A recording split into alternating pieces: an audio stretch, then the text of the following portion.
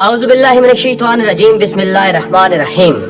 7 نسلیں مالا مال، چھوٹا سا وظیفہ اور اثرات 17 دنوں میں آپ کے سامنے۔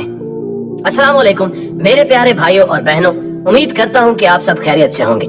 اللہ آپ سب پر کروڑوں رحمتیں اور برکتیں نازل کرے۔ اللہ آپ سب کو ہمیشہ خوش و شاداب رکھے، آمین۔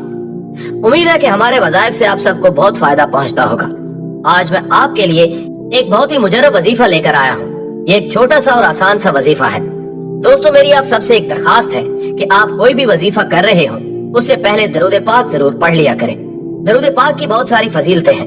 درود پاک کے بارے میں اللہ پاک نے قرآن پاک میں ارشاد فرمایا کہ بے شک اللہ اور اس کے فرشتے حضرت محمد صلی اللہ علیہ وآلہ وسلم کی ذات اقدس پر درود و سلام پڑھتے ہیں۔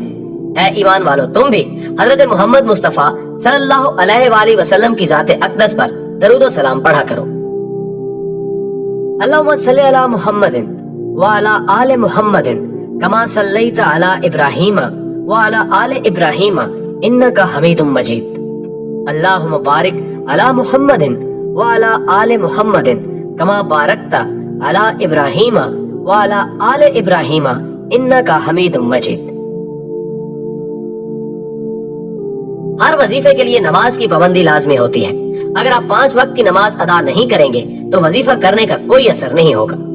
آج کا وظیفہ ایسا وظیفہ ہے جس کی برکت سے اللہ پاک رزق کے ایسے ایسے دروازے کھول دیتے ہیں کہ انسان کے خود وہم و گمان میں بھی نہیں ہوتا۔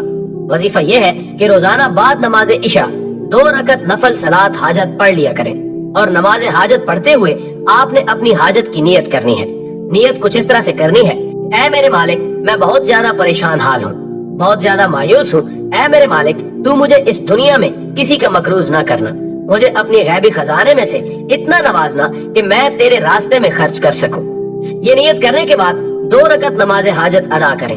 نماز مکمل کرنے کے بعد 100 مرتبہ یہ اسم پڑھ لیں: یا مالک الملک ذوالجلال والاکرام، اور پھر آخر میں درود شریف پڑھ لیں۔ اس عمل کو آپ نے تب تک جاری رکھنا ہے جب تک مطلوبہ رزلٹ نہ مل جائے۔ خیال رہے کہ مکروہ وقت میں یہ عمل نہ کیا جائے۔ خواتین اپنے ایام مخصوصہ میں یہ عمل نہ کریں، پاک صاف ہو کر ہی یہ عمل کیا جا سکتا ہے۔ انشاءاللہ آپ کو واضح فرق نظر آئے گا۔